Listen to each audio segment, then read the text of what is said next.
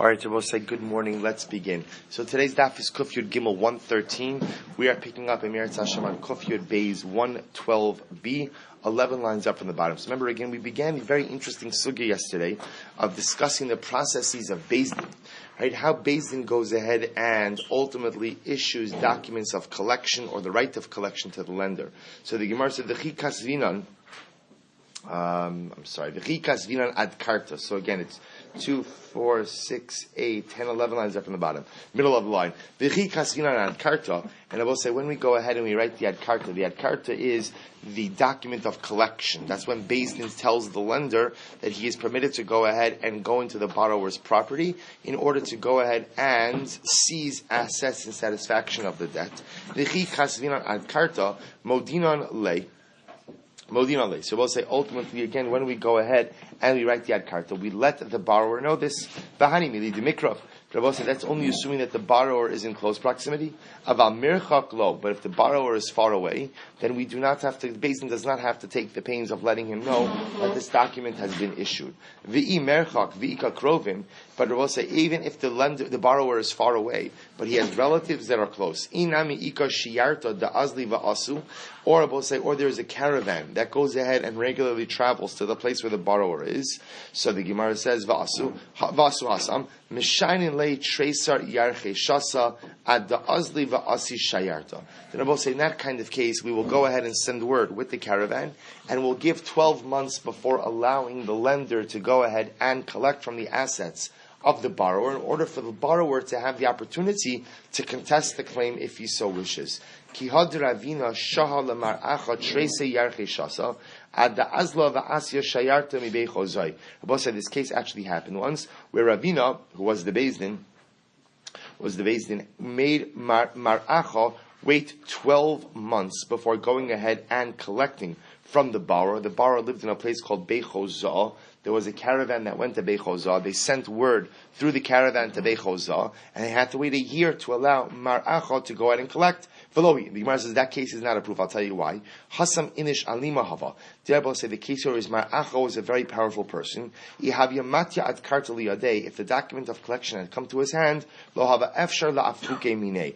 Rebbe said the concern was that if Mar'acha were to go in to seize assets, and then the borrower were to show up and to contest the claim and be able to prove that the claim was not correct, it would have been virtually impossible to recover or to reclaim those assets from Mar'acha, because he was a powerful individual. Therefore, again, they delayed his ability to collect in order to give the borrower time to go ahead and potentially contest the claim. Avahacha lo. But under general circumstances, we wouldn't wait so long. So the Gemara says, Avahacha lo natrinale. Ela adda azo shlicha betlasa b'shabsa, va'asa ba'arba b'shabsa, u'lechamsha b'shabsa kaibidin. I'll say under normal circumstances, what we do is the following. We go ahead and if the lender comes to Beis Din and wants to collect, we go ahead and we send the Shaliach Beis Din on Tuesday.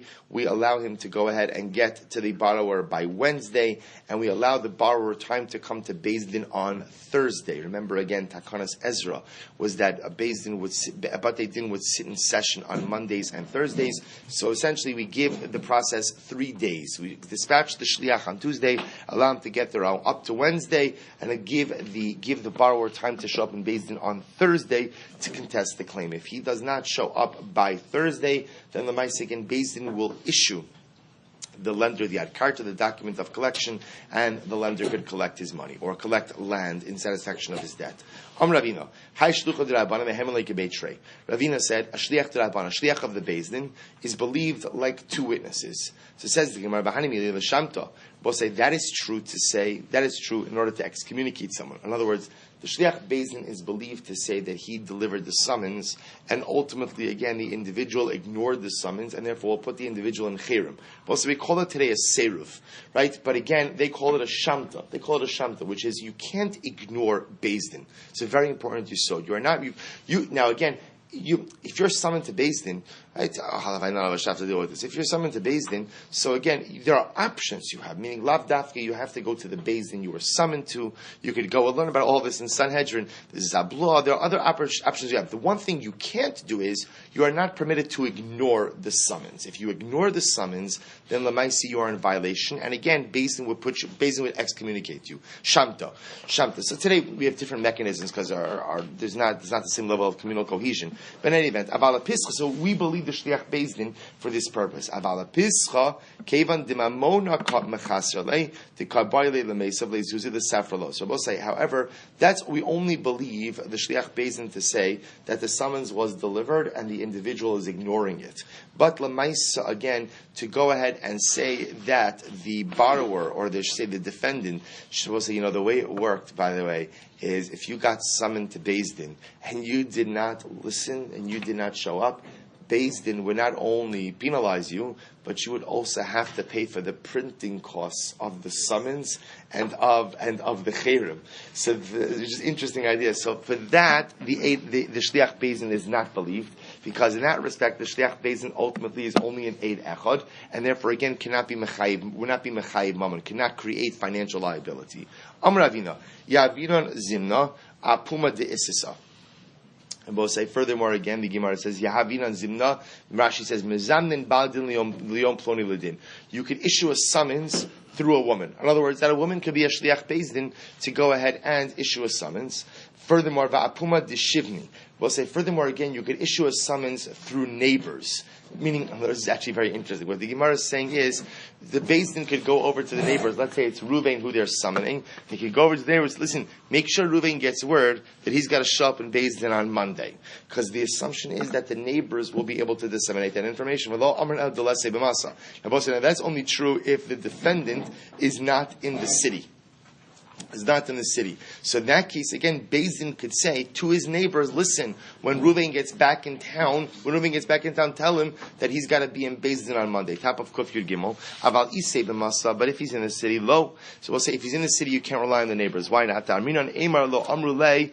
Excuse me. The Darminan Emar lo Amrulei, because we'll say we're concerned maybe the neighbors did not say anything to him. The Amri Ashkechinu Shlicha de Beis Din, because if Reuven, the defendant, is in the city, the neighbors probably won't do their job, because they'll assume that the Beis Din is going to come in contact with him, and the Shliach Beis Din will tell him that he has to show up in Beis Din.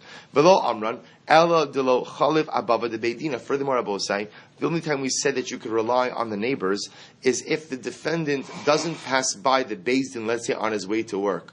Ava Chaliv Abava de Beidina. But if the defendant regularly passes the entranceway to the Beis Din, lo, the Gemara says, lo Amri Ashkechuha Beidina va'amrile. Because it will say in that case we can't rely on the neighbors, because the neighbors will assume that since Reuven passes by the Beis Din every day on his way to work, that Lamaisa, the Beis Din must have delivered the summons to him themselves. Furthermore, I will say, even when we said that you could rely on neighbors to give Reuven, the defendant, the information because he's out of town, that's only true if he's coming back later that day. But I will say, if he's not coming back till later, you can't rely on the neighbors. Why? Ema ishtaluye ishtale. Because you have to be concerned that what? Perhaps the neighbors forgot. Meaning you could ask the neighbors for a favor, but Lamaisa, again, if it's something you have to do a couple of days from now, you can't rely on the fact that they're actually going to come through. Amar Rava, Hayman dichsiv alei psicha al delo asiladina. So we'll say, so listen to this. If Beis Din went ahead and wrote a psicha. So remember again, psicha we're using the lashon of shamta. If they wrote a document of excommunication, right, a cherem document about a particular individual because he did not come to Beis Din, lo mekar inon le al delo tzai sladina. I'm sorry, I skipped the line. Hayman dekasiv ale psicha al delo asi ladina. So we'll say if they wrote a document of excommunication about a particular person because he did not show up to Beis Din, we don't rip up that document until he shows up. Now, what's the novelty here? The novelty says, Rashi points out, I might have thought that the moment he says, okay, I'm coming, we go ahead and we rip up the document, to which the Gemara says, no, we don't rip it up until when? Until Mamashi shows up. Furthermore, al delot sayis ladina. I will say if somebody is in violation of a psak base. In other words, Beis Din gave him a psak that he has to do something, and he's not listening to the psak, and therefore again they put him in Cherem, Shamta. So the Gemara says, Aditzayis lo mekarin alei. Until he actually complies with the psak din, we will not tear up the psicha. To which the Gemara says, Lohi, it's not true. Kevo da amar tzaysana karin alei. It's not true. So when it comes to non-compliance of a psak, as soon as a person says, I'm going to comply with the psak based in, at that point in time we tear up the shamta, we tear up the document of the excommunication. Sorry? No. The Gemara is making a distinction. For non-compliance with showing up, we don't tear it up until he actually shows up. But if he's in Cherem because of non-compliance with the psak, then apparently as soon as he says that he's going to comply, at that point in time we trust him, at least to some degree, also because there's eidos, and therefore again we do tear up the psak, we do tear up the shamta at that point. Amar Rav Chisda, Kovim zman sheni v'chamishi v'sheni, zimna ubasar zimna, ulamachar kasvina. So we'll say under normal circumstances, so what we do is we give a person a Monday and a Thursday and a Monday to be able to show up in Beis Din. So we'll say, if you can imagine again, it's just a simple case. Reuben lent money to Shimon, or Clint lent money to Shimon, wants to collect. We give Shimon a Monday, a Thursday, and a Monday to be able to show up in Beis Din. If he does not show up by that final Monday, lemachar, on that following Tuesday, kasvinan. I will say we will write for the borrower, we write for the lender a document of collection. In other words, we'll give him the document that allows him to go into the property of the borrower and seize assets in satisfaction of the debt. Ravasi ikla bei Rav Kahana. Ravasi went to the home of Rav Kahana. Chaza hahi isisa da'azamna ledina bepanya ubitzafra ksiv ala psicha. So let's listen to this interesting story. So Ravasi went to the home of Rav Kahana, and he saw there was a particular woman, and that woman, they wrote for her, azamna ledina, they summoned her to Beis Din in the morning, and already in the evening, when she did not show up, they wrote a document of Shamta, of Cherem about her. A Seruf. Right? They excommunicated her. Amarle, lo savar lamar lahadam Rav Chisda, kovin zman sheni v'chamishi v'sheni. So both says, listen to this. So Rav Asi said to Rav Kahana, do you not hold of Rav Chisda that normally we give someone a Monday, a Thursday, and a Monday to be able to show up in Beis Din and defend the claim? To which Rav Kahana responded, Amarle, Hani mili gavra de anis v'lesei b'masa. That's true with a man who often is not found in the city.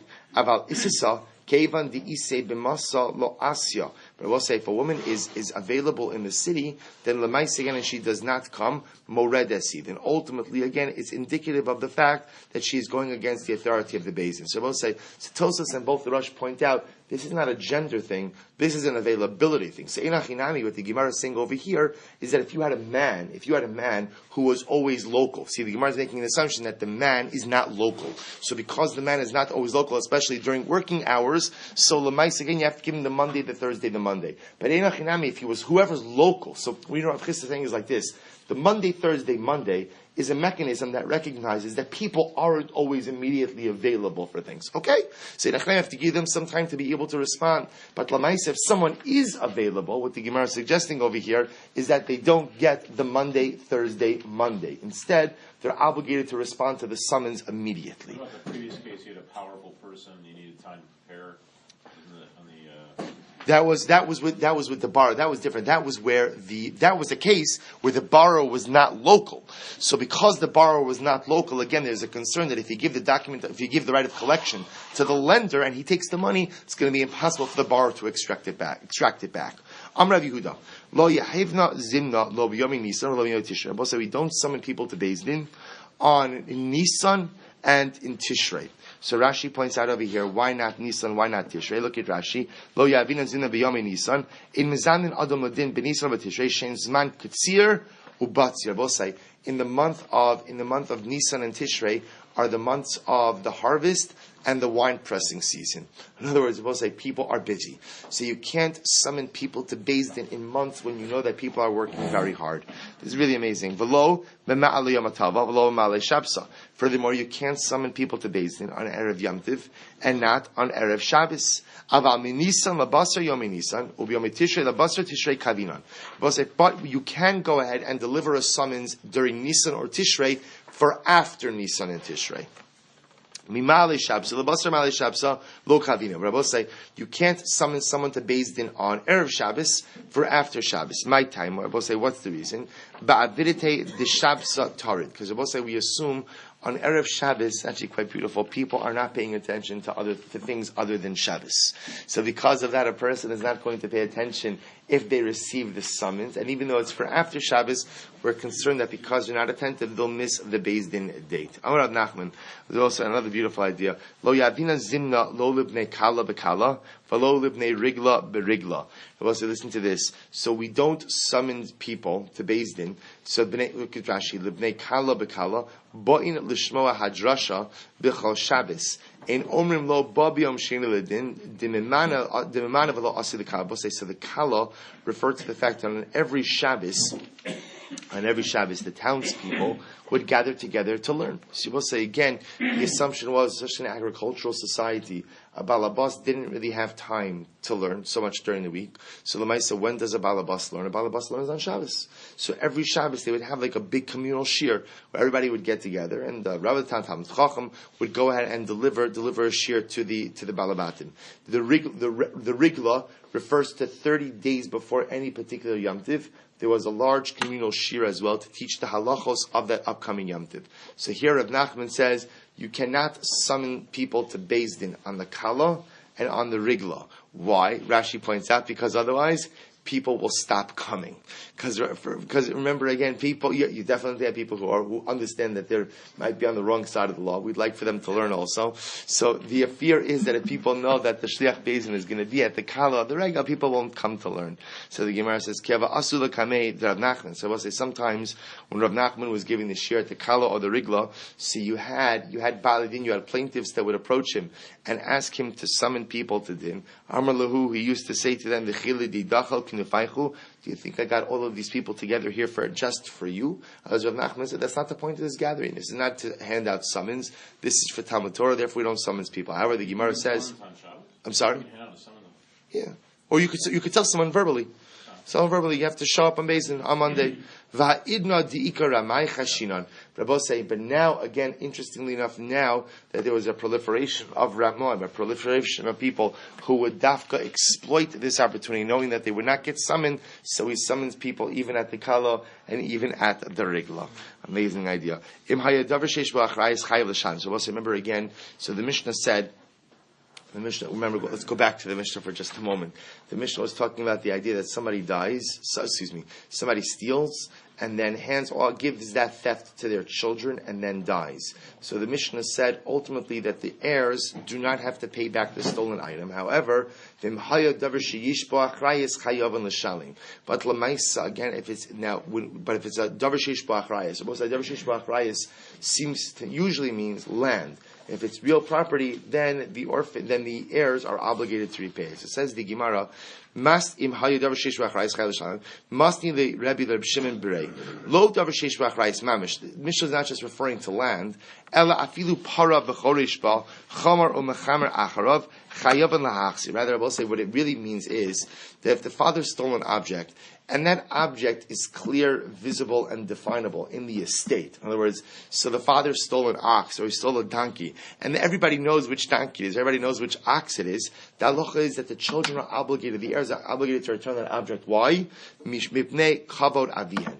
Ultimately, we'll say out of honor and respect to their father, because since everyone could identify the stolen object, to retain that object in their possession, thereby kind of continuously broadcasting that their father committed an act of theft, is a lack of honor for their father.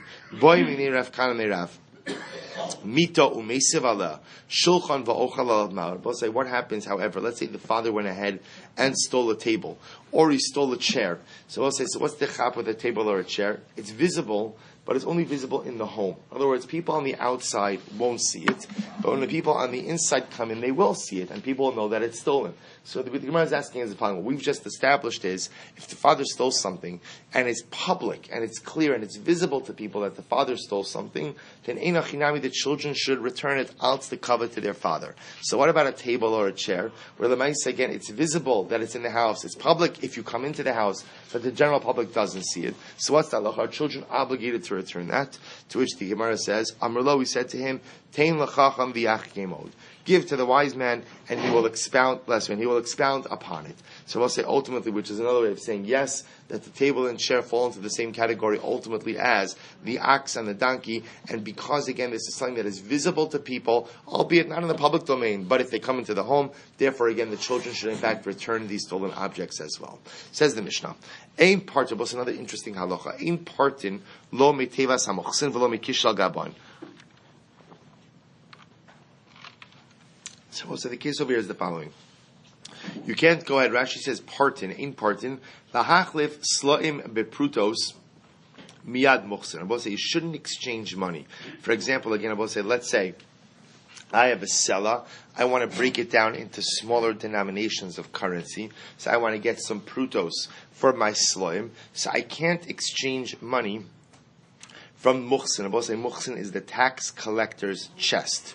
Tax collector's chest, or from the pocket of the Gabayan. So we'll say, muhsin, muhsin is often translated as customs officials, and mikishal Gabayan are tax collectors. But they both mean taxes. You can't go ahead and exchange your money, right, with tax collectors. We'll say, now why is that? So the Gemara makes the assumption that the halacha is because, if you look at the Rashi Ein part in the last three words of that Rashi, She'ein Shal Gezel. Because we'll say the assumption was that the tax collectors were unscrupulous and ultimately, again, collected money that they were not entitled to. So because of that, you can't exchange your money with them because l'maisa, again, that is stolen. Those are stolen funds. So the Gemara says, Ve'in notlin mehen tzedakah. This is actually very interesting as well. You can't accept donations. You can't accept donations from the tax collectors either. Why I will say? Because again, same idea. Because we're assuming that l'maisa, again, the money is stolen. Therefore, again, you can't collect tzedakah. We'll say it's an incredible yisod. Just so you understand, we'll talk about this, but this is a major tikkun olam idea. Because you can't, what happens if you collect tzedakah from stolen money? So what it does is, it creates a certain mindset that stealing is acceptable as long as what?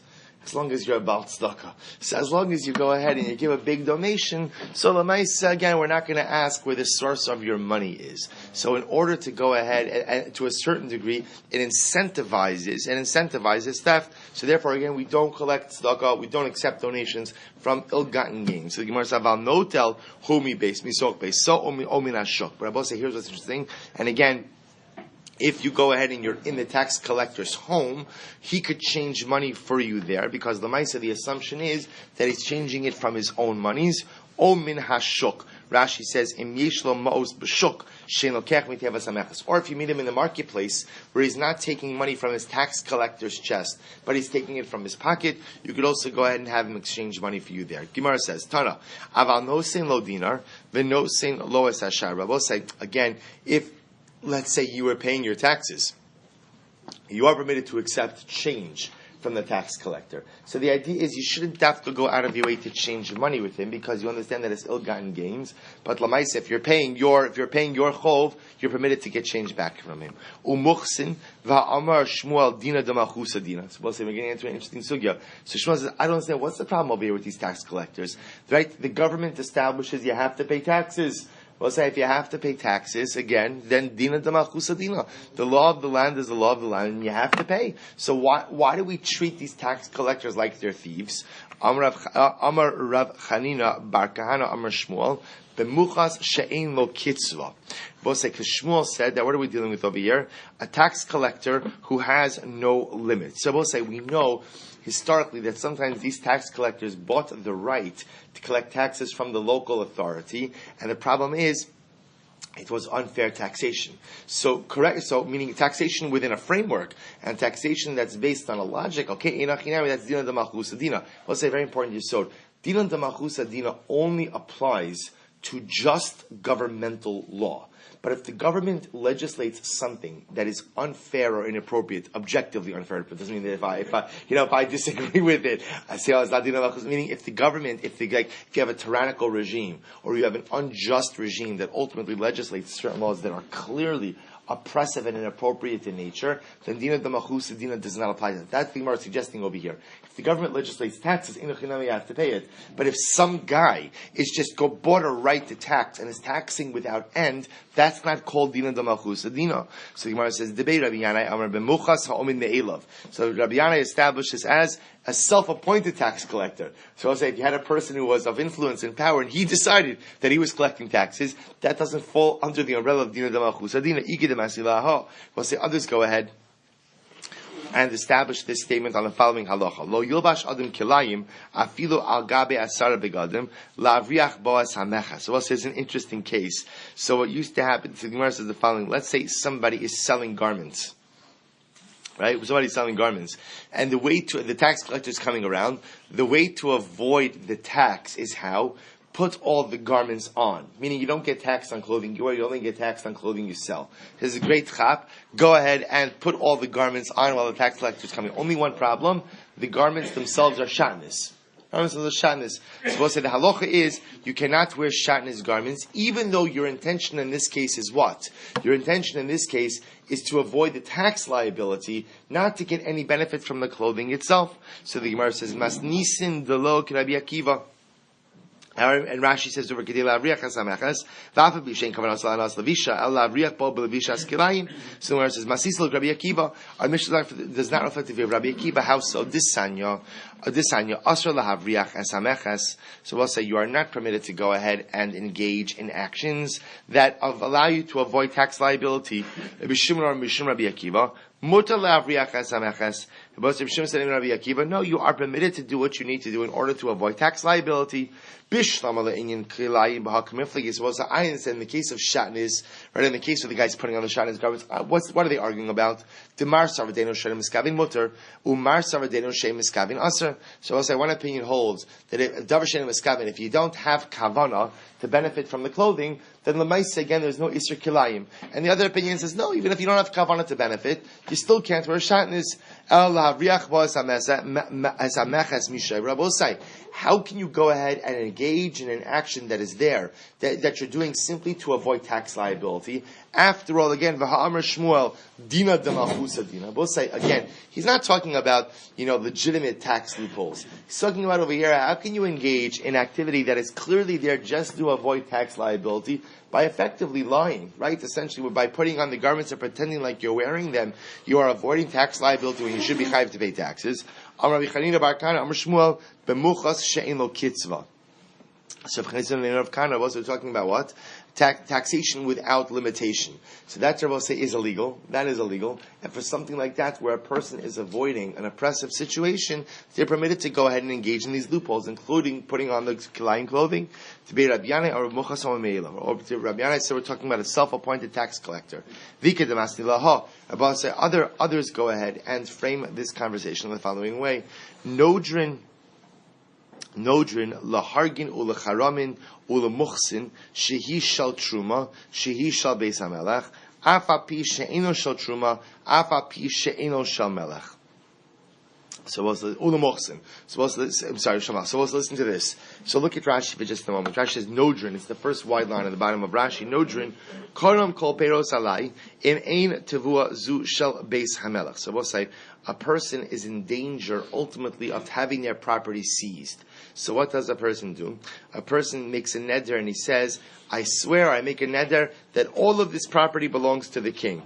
Horgim Rashes Rotzchim Charamim Baale Tigra Umeriva Vagozle Mamon. So also listen to this. So in this case over here, somebody wants to seize my property. So what do? I make a neder essentially saying that Lamaisa again it belongs to the king, or it's Truma, or so how do I know that I'm permitted to go ahead and do this? So the Gemara says Varmar Shmuel Dina D'malchusa Dina. So we'll say, how do I know that I'm allowed? How am I permitted to do all of these things in order to avoid tax liability? After all, again, the law of the land is the law of the land. I should have to pay my taxes. We're talking about again, I both say taxation without limitation. We're talking about a self-appointed tax collector. Ravashi Omer b'muchas Kenani. Oh, this is interesting. So Ravashi says we're talking about over here. with a Gentile tax collector. Rashi says over Muchashu Kanani Anas, Ve'lachashim goes lohecha delekachil Hashem, she'ein mevin shezem chazeh. So actually that's not yet. So we'll say, listen to this. So first of all, before we go on, just understand the pattern of the Gemara. What the Gemara is saying over here is Dina D'Malchusa Dina means you have to follow the law of the land, whether that's taxes or anything else. But if it is clear that the situation is objectively unjust, the situation is objectively inappropriate and unfair, then Einachinami Dina D'Malchusa Dina does not apply to those circumstances. So says the Gemara, Rav Ashi B'Muchas Kenani, Rav Ashi is talking about a Gentile tax collector. This sign, listen to this. Yisrael u'Kenani anas. If a Yisrael, we'll say in a Kenani anas. So we'll say the Kenani anas means a Yisrael is brought to Beis Din with a Gentile who is known to be a Ganav and a Rasha. He's known to be ultimately a thief and an evil person. Shebo l'din comes to Beis Din. Im ata yochal l'zakeu b'dini Yisrael zakeu. If you could exonerate the Jew using halacha, then do so. Ba'amar lo, and say to the Gentile, kach dinenu. This is our halacha. B'dinei Kananim, if however the Beis Din sees that the only way to exonerate the Yisrael is by employing Gentile law, then zakeu, then do so. Ba'amar lo, kach dinchem, and say to the Gentile, this is your law. Ve'im lav, and if there's no way to use Jewish law or Gentile law, ve'im lav, ba'in alav ba'akif and divrei bishon. Both say, then we employ some level of subterfuge in order to extract the Jew from these circumstances. Now both say, this is a very specific case. It's not saying that when a Jew has a legal issue with the Gentile, the Jew always wins. What it's saying over here is that the Jew has an issue with a Gentile who is known to be a thief and corrupt. And we know that the Jew is being taken advantage of. So if there is a legal means to extract him from the situation, then you do so. If we have to employ some kind of subterfuge, then we do so. We'll say, but this is a case where the Beis Din knows that the Jew is being taken advantage of by this Gentile. So it says the Gemara, Rabbi Kiva Omer, Ein Ba'in ala Ba'akif. Rabbi Kiva says no. If you could exonerate the Jew on legal grounds, then great. But you are never permitted to employ a subterfuge when it comes to a Beis Din. Meaning, Beis Din always has to be above board. Even if Beis Din sees that someone is being taken advantage of, L'maisa, they have to use legal channels. You can't use backhanded channels. Why, says Rabbi Akiva? Why, says Rabbi Akiva, in Bava, Bakifin, Mipnei Kiddush Hashem. We both say, now again, what it really means over here is, Mishum Chil Hashem. The idea is that a Beis Din cannot do things that will create the Chil Hashem. And if the Gentile realizes that, hey, Beis Din is trying to pull a fast one on me to go ahead and get the Jew off the hook, but there's no real legal means over here, that creates a Chil Hashem. Rabbi Akiva, Taima di Kiddush Hashem. I will say, now the only reason Rabbi Akiva doesn't allow the Beis Din to use a subterfuge is why? Because of Chil Hashem. Haleka Kiddush Hashem, Boin. But yet, again, we will say, were there not an issue of Chil Hashem, it appears that Beis Din would be permitted to even use a subterfuge in order to go and exonerate the Yisrael. The Gezel Kanani Mishari, but says in 1 second. But wouldn't that effectively be stealing from a Gentile? Is stealing from a Gentile permitted? And Davar said, Rabbi Akiva, Kisheba Mizifirin. When Rabbi Akiva came back from Ziphirin, he darshan the following, how do we know that it's prohibited to steal from a Gentile? Talmud Lomar, Acharei Nimkar, Geula Tihielo. Both this is fascinating. How do you know you're prohibited to go ahead and steal from a Gentile? Listen to this pasuk. Acharei Nimkar. Both this is talking about an Eved Ivri who was sold to a Gentile master. So what's the halacha of an Eved Ivri, a Jewish servant, was sold to a Gentile master? Acharei Nimkar. After he was sold, Geula Tihielo. There should be redemption for him. What does that mean? Amud Beis. Shelo Yimshechenu v'Yetze. Both sides, if a Jew was sold to a Gentile master, you can't just go ahead and steal the Jew back from the Gentile. Rather, you have to go ahead and negotiate with him. Both sides, now what do you see from here? You see from here that you can't just steal from a Gentile. The halacha is you have to enter into negotiations in order to purchase back the Jewish servant. Yochol yiglom alav. So I say you might have thought that therefore you have to pay whatever you want that the Gentile demands. Talmud v'chishav im konehu. Therefore we'll say no. Jews don't pay whatever the Gentile wants. Right? We're going to negotiate. Right? So ultimately, again, I don't have to pay whatever he asks. I'm permitted to negotiate. But what I do see is I can't just go ahead and take back the Jewish servant because that would be theft from a Gentile, which would be prohibited. So we'll say, see from here that Rabbi Akiva holds that halacha l'maisa, you can't just go ahead and steal from a nochri. So we'll say, here's the interesting issue. So on one hand, Rabbi Akiva is saying that l'maisa, again, I can't go ahead and steal from the nochri. Yet previously, again, the Gemara wanted to suggest that l'maisa, again, if it was a Gentile tax collector, that I could avoid the tax liability. So what's the pshat? So says the Gemara, Amar Rav Yosef lo kasha, ha b'knani, ha b'ger toshav. So we'll say Rav Yosef wants to make a distinction between a Knani and a ger toshav. Look at Rashi. Ger toshav, ein ovid avodah zara va'ochel nevela. So we'll say, so if it's an idolatrous Knani, then ein achinami, again, I have certain flexibility as to how I deal with him. With the ger toshav, Rav Yosef, which is someone who has repudiated idolatry, that individual I'm not permitted to take anything from him. Amar le Abaye, v'hatar vayo gabi hadadik sidi. Abaye says, here's the problem. Both the Knani and the Ger Toshav are written next to each other in the Torah. Lo, so the Gemara says, Lo lecha ela leger shneimar leger velo leger tzadik ela leger Toshav shneimar leger Toshav mishpachas ger zeh oved kochavim shkishu omer ola eker zeh nimkar la'avodos kochavim. So we'll say the point the Gemara is making over here is that in the pasuk when it talks about purchasing back an Eved Kanani, it uses the lashon ultimately again of ger toshav ekev ger, which teaches you to both say it equates the ger toshav together with the Kanani with the Ovid Avodah Zarah. So you see again this ability to make a distinction between on one hand a Kanani versus a ger toshav is exceptionally difficult. Ela Amarav, elo kasha. Rather, Rava says that there is no contradiction between Rabbi Akiva's statements. Kan bigzelo, kan ba'avkas hava asa. We'll say, the Gemara makes an interesting distinction over here. We make a distinction ultimately again between stealing from a nachri, which one is never permitted to do. You can't steal from a Gentile. But interestingly enough, havkas hava asa. There are certain circumstances where lemaisa, again, I may not be obligated to pay back that which I borrowed from a Gentile. Look at Rashi. Havkas hava aso she'ein gezel mamish shari ki lekachil Hashem olavriach hameches havi kavkas hava aso. But we will see that under certain circumstances, again, where I could go ahead and if I borrowed something from a Gentile, under certain circumstances, I don't have to pay it back. So not paying something back is different than what? Is different than straight out theft. And we'll define these cases. Amalei Abaye, Eved Ivri, Havkas Hava Asahu. So we'll say, what about the case of Eved Ivri? A case of an Eved Ivri that ultimately is sold to a Gentile. So taking back that Eved Ivri would be like a case ultimately again of not repaying a debt. Yet the Torah tells me I can't do that. I have to negotiate.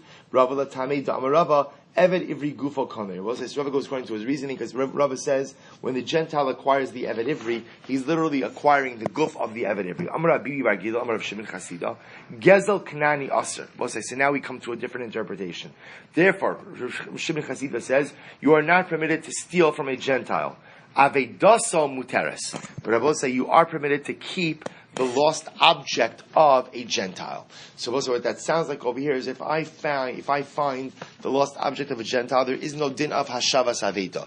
There is no din of returning lost objects. So gzelo aser d'amra puna. So we'll say I can't go ahead and steal from a Gentile. How do I know that? Minayin legezak naishu aser. How do I know that I'm not permitted to steal from a Gentile? Shneimar v'yachaltes kol ha'am asher Hashem lokecha nosim lecha. Because the pasuk says you will consume all of the nations that Hashem your God gives to you. Bizman shu mesurun biyadecha, v'lo bizman she'ein mesur biyadecha. Both say, when are you permitted to keep the property of the Gentiles? When they are given into your hands, which is another way of saying what? War. So when you go ahead and you go to war, you are permitted to go ahead and take whatever you want from the Gentiles who you're doing war with. Well, it's very important yesod. Whatever you seize during war is yours.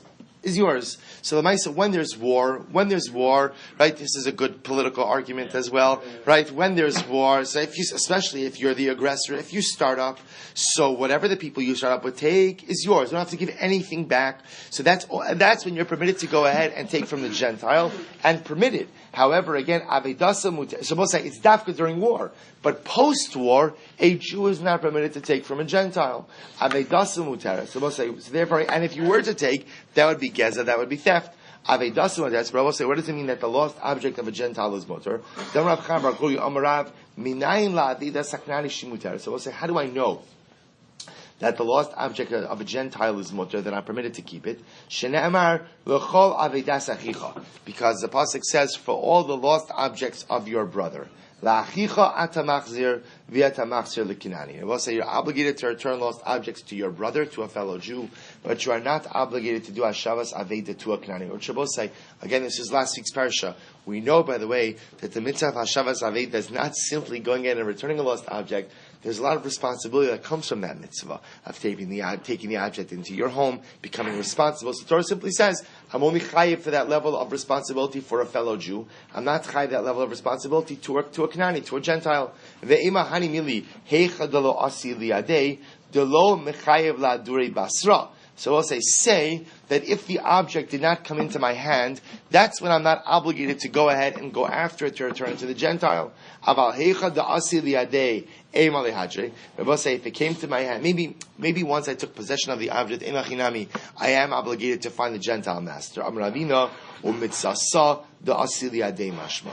No, Ravina says it even means, even if it comes to your hand, lemaisa, again, I am not obligated to track down the Gentile master. So I will say, therefore, the Gemara Zofet over here is to steal from a Gentile one is not permitted. The only time I'm permitted to take from a Gentile is during times of war. You're permitted to take from your enemy.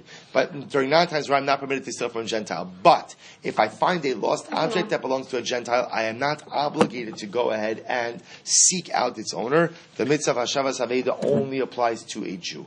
Tanya, the Pinchas ben Yair Omer, b'makom sheishchil Hashem afilu avedas asur. Rabbi say now a very important qualification. Comes on Pinchas ben Yair and says what? That's only when there's not chil Hashem. In other words, Rabbi say, if there's some element of chil Hashem involved, where if it's found out that I found the object of a Gentile and I did not take the effort to try to return it, if that could be found out and there's going to be an element of Chilul Hashem, that even though halachically, technically, I'm entitled to keep the object, halach lamaisa, I have to give it back. So we'll say this, by the way, is you begin to see this over and over and over, specifically in the area of monetary law, that there are certain entitlements I may have, but whenever there's the possibility for Chilul Hashem, I have to go l'fnim yeshurus, and I have to go above and beyond the letter of the law to make sure that my actions never chas v'shalom create the Chilul Hashem. All right, so we'll have to stop over here. Actually, let's do one more line. Amr Shmuel, ta'usu muteres. Actually, you know what? We'll stop over here. I'll record a Meretz Hashem the rest of the daf until the bottom a little bit later, and we'll pick up a Meretz Hashem with the rest of this sugya tomorrow. Shkoyach.